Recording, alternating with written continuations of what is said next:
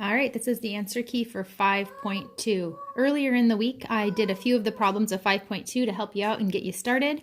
Today, I am going to be going over the answer key and then going through a few more of the problems. So just to start, number 1 should be C and D if I plug in each of those values. They are the ones that make the equation true.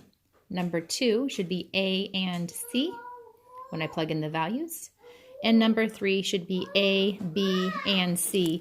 Don't forget that -4 plugged into a negative x, two negatives make it a positive. So this is a positive 4 plus 6, because 6 times 1 is 6, and 4 plus 6 is indeed 10. So don't be tricked by those negatives. If you plug a -4 in 4 of an x, you have a -4, which makes it positive.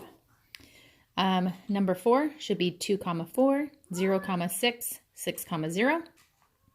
Number 5 should be 2x plus 4y equals 8. The points that make it true are 2, 1, 0, 2, and 4, 0.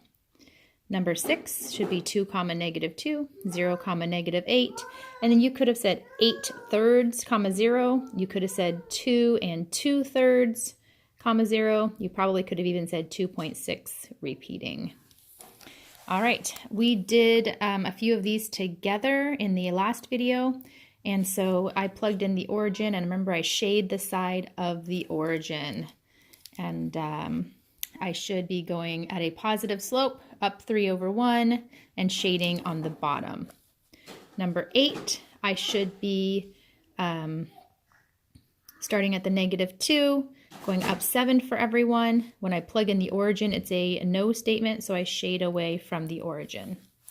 For number 9 here, I am going to start at the 2, and I'm going to go down 3 for every 5. When I plug in the origin, it becomes a yes statement. Oh, no, it becomes a no statement, I'm sorry, and so I'm going to shade away from the origin. I've seen that a lot of people are getting this one incorrect. It says that y is -6. So I'm going to go to my -6 down here. And that y, no matter what my x is, my y has to be -6. So it's going to be a straight line across this way.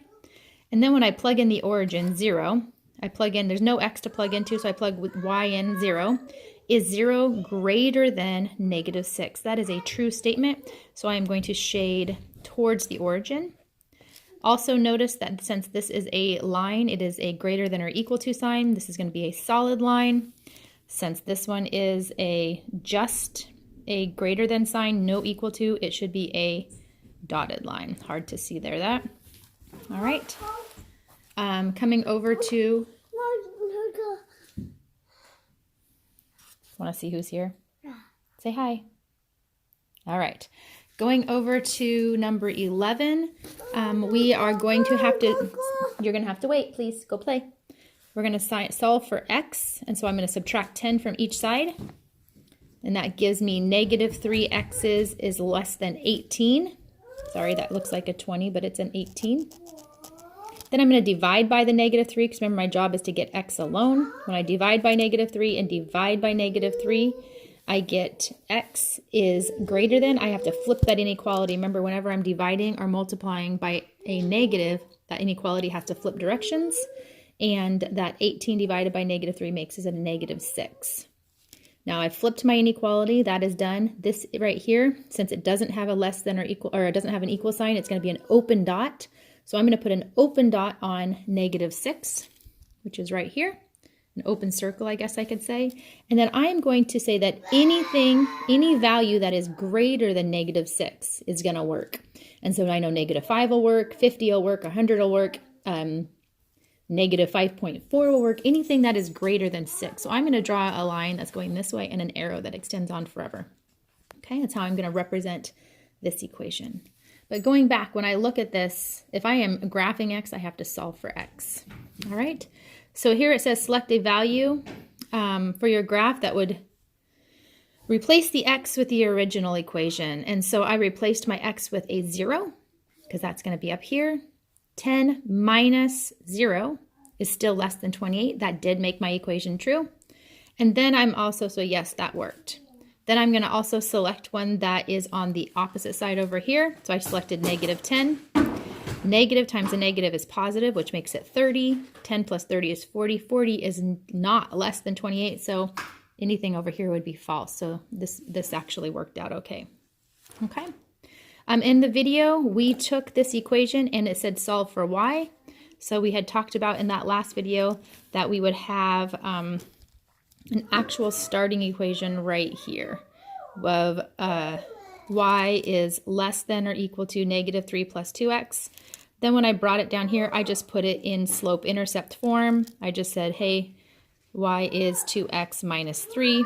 The direction said to just turn it into an equal sign. We're going to come back to that here in a little bit, okay? As you're going down, once you had this equation, name the y-intercept. That was negative 3. Right here, you found that right here. Find the slope. That's going to be attached to the x, which means it's going to go up 2 for every 1.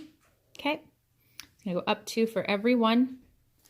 And then it says select a point that is above the line. So I selected 0 and 0. I selected this point. I only do that because it makes it easy.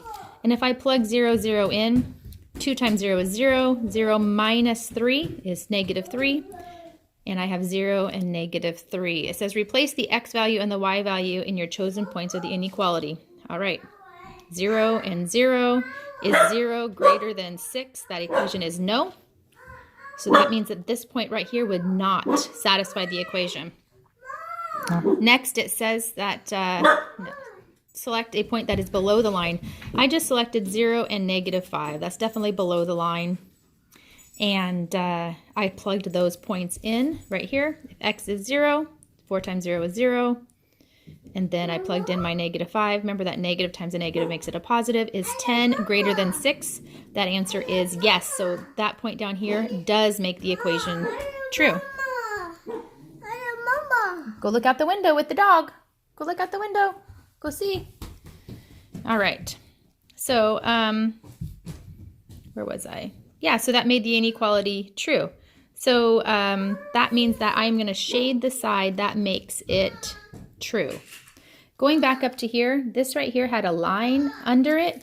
And so this is going to be not dotted, but it is going to be a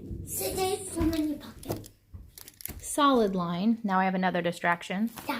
All right, but we are almost done, so I'm not going to reshoot this.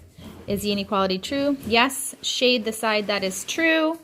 Decide which line should be solid. It should be a solid line because solid is when I have something that is less than or equal to. All right, hope this helps. Email me if you have any questions.